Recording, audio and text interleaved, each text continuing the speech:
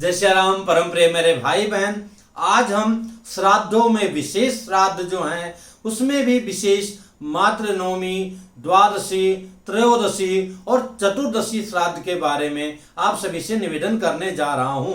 सर्वपितृ अमावस्या के बारे में तो थोड़ा कम ज्यादा आप सभी लोग जानते ही हैं, पर इन श्राद्धों की भी बहुत विशेषता है जो अवश्य सुनिएगा। उसके पहले जो भी हमारी माताएं, बहनें, देवियां, बच्चियां अपने संतानों के कल्याण के लिए निर्जला व्रत, ज्योतिया का व्रत रखा है, पूजा किया है, उन सभी लोगों को हृदय से मेरा प्रणाम है। और स्पेशली उन लोगों को कल प्रातः 6:10 के बाद में शारीरिक रूप से अगर कोई विशेष परेशानी ना आ जाए तो पारण करना श्रेष्ठ रहेगा। आप सभी लोगों को बहुत बहुत बधाई।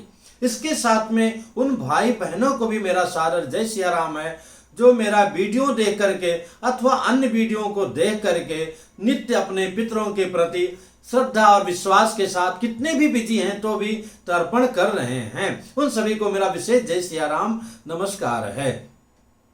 अब हम बात करते हैं मातृ नवमी की।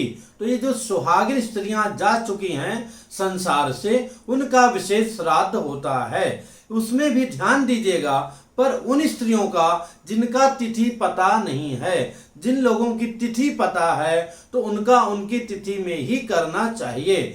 दूसरी बात यह है, इसके अलावा अगर आप पूरे पितृपक्ष के बीच में अपने पिताजी की तिथि के दिन अथवा अपने बाबा के तिथि के दिन पार्वण श्राद्ध कर रहे हैं अथवा करा रहे हैं तो इसमें आपको विशेष करने की आवश्यकता नहीं है, क्योंकि उन्हीं के साथ में सबका हो जाता है। ये उन लोगों के लिए है स्पेशली जिनकी सुहागिन के रूप में माताएं, बहनें, बच्चियां दुर्भाग्य से चली गई हैं और अथवा पत्नी दुर्भाग्य से चली गई है और उनका तिथि उनको ज्ञात नहीं है।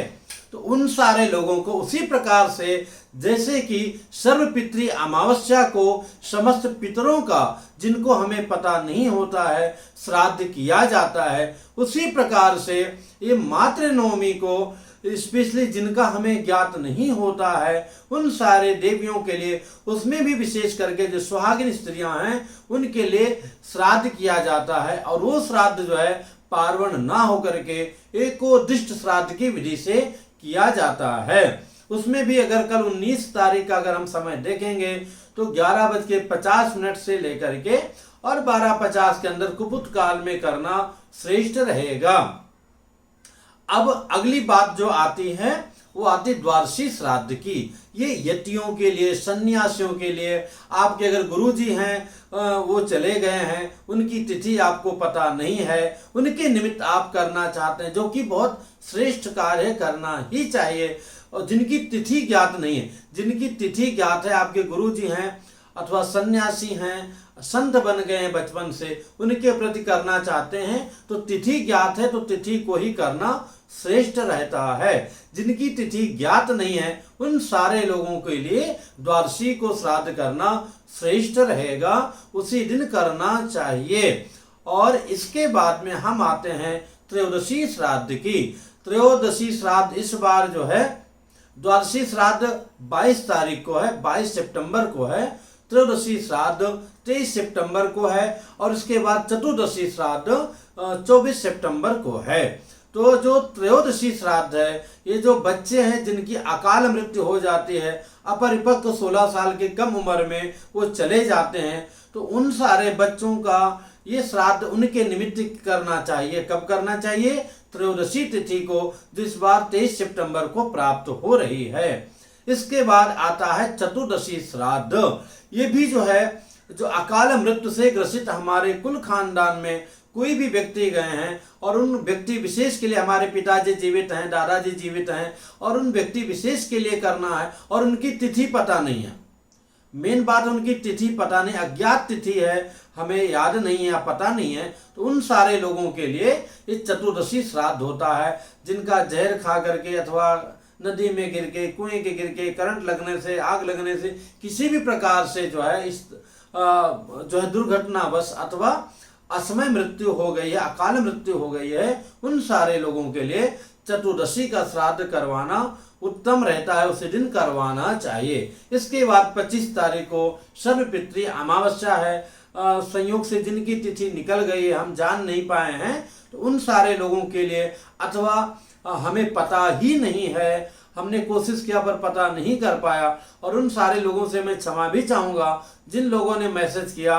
पर हमारी भी एक लिमिट है, बहुत ज़्यादा मेरे पास स्टाफ नहीं, क्योंकि ये जो कार्य है शास्त्रीय आचार्य अथवा उससे जुड़े हुए ज्ञानी लोगों के द्वारा ही चीज़ें, जो चीज़ को जानते हैं, डेट निकालना, मैसेज करना, देना, वो हो पाता है। तो उसमें भी दो ही, आप जो भी यूट्यूब से जुड़े हैं पता है, दो ही मोबाइल काम करता है, तो मैं स्वयं लगभग रिप्लाई देता हूँ। पर मेरी भी व्यस्तता है, कि हमारा एक लिमिट है, लिमिट से अधिक मैं भी नहीं कर पाता हूँ। तो जिनका मैं उत्तर नहीं दे पाया, माता पिताजी के तिथि को नहीं बता पाया, उन सभी लोगों से मैं क्षमा चाहूँगा। पर जैसे जैसे मुझे समय मिलता रहता है, मैं जहाँ भी रहता हूँ बताने का प्रयास करता रहता हूँ। तो जिनकी तिथि पता नहीं है, अथवा बाद में पता चली वो तिथि निकल गई है, तो उन सारे अज्ञात पितरों के लिए ये जो है अमावस्या को श्राद्ध किया जाता है। अमावस्या का विशेष बातें हम नेक्स्ट वीडियो में रखने का प्रयत्न करेंगे। तो ये बहुत महत्वपूर्ण जानकारी है। तो कल जैसे कि 19 तारीख को मातृ नवमी का श्राद्ध है, जैसा कि मैं बताया, उस प्रकार के लोगों का जिनका पता नहीं है, सुहागिन रही हैं, और उनके निमित्त हम लोग अलग से पार्वण श्राद्ध नहीं कर पा रहे हैं, नहीं कर रहे हैं, तो केवल उन्हीं का करना है। तो वो एकोदृष्ट विधि से होता है, तो इसलिए उनका कर सकते हैं, उनका अवश्य रूप में करना चाहिए। द्वादशी को जो है, चूंकि उसकी और विशेषता बहुत वीडियो बड़ा हो जाएगा, जो सन्यासी लोग हैं द्वादशी को, और साधु संत हैं, बड़ा महत्व देते हैं, एकादशी व्रत रहते हैं। और आप जब कोई व्यक्ति जाता है तो उसका जो पिंडदान का संस्कार होता है, तो एक मध्यम खोट से होता है, तो उसमें 12वां पिंड भी जो है ब्रह्मा का होता है। तो उस रूप में देखा जाए तो वो चूंकि ब्रह्मलीन लोग होते हैं, उनको ब्रह्मलीन लिखा जाता है, तो इसलिए द्वादशी को उनका श्राद्ध किया जाता है। फिर उसी प्रकार से जो चतुर्दशी का श्राद्ध है, प्रेत का श्राद्ध है, तो वो उनको सारे मुक्ति दिलाते हैं। तो उन सबकी अलग अलग व्याख्या है, तो करना आवश्यक है भैया, अवश्य कीजिए, तर्पण नित्य कीजिए। और उसके बाद में पितृ विसर्जन के बारे में अलग से वीडियो रखूंगा। जय श्री राम।